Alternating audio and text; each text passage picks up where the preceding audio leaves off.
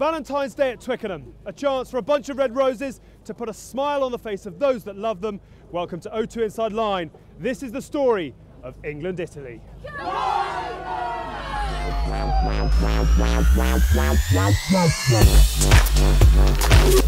It's fab, it's a great experience. I'll be honest with you, I'm popping my Twickenham cherry today.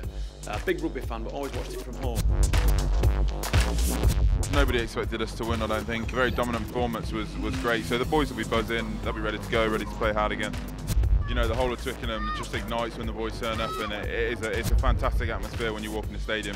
Gets you're right in the mood for the game, and it's exactly what you need. I think just building the intensity, just making sure you don't sit back and kind of soak, get into their faces, get at them in attack and defence, put pressure on them, get a good early lead.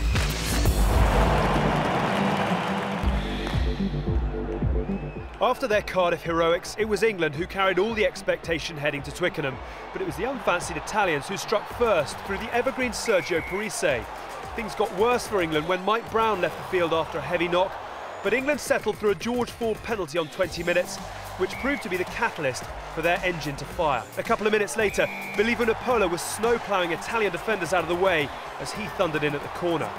4 minutes after that, Jonathan Joseph, on the wing after Brown's injury, hit the afterburners to scorch in for England's second of the game and his second of the tournament.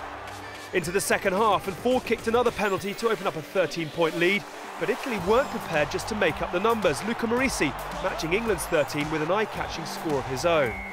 However, the home side ended the contest with 3 quick-fire tries. First, Ben Youngs went quickly from a tap and go, then Twickenham stood to salute Joseph's second try, England's 4th, and the fans were back on their feet shortly afterwards as Danny Cipriani stepped off the bench to score with only his second touch. England's ruthless edge landed them a 6th try, posted by Nick Easter after the pack got the rumble on up front, as the home side registered a big win that fills the sails before Dublin. We knew they were going to be a passionate group of players, they always are. They're tough to break down. Very disappointed with the way we started the game. We really target that opening first 15 minutes, so we'll have a look at that this week. We'll reflect on that. I think it's a huge mental challenge for us to go away to Dublin to put a performance in.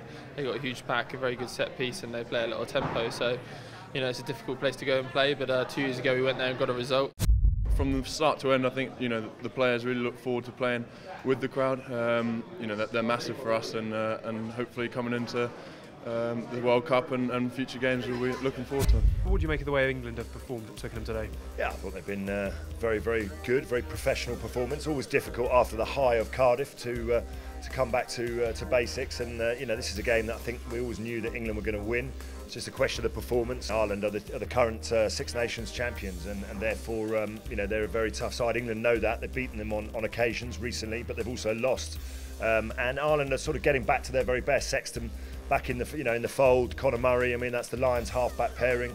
It'll be tough, but another England performance like the one we saw 2 years ago would go down very nicely. Thank you. So England are where they want to be in this year's RBS Six Nations. The players actually get a week off next weekend before England, their fans, and O2 Inside Line head to Dublin in round 3 in what promises to be a belter.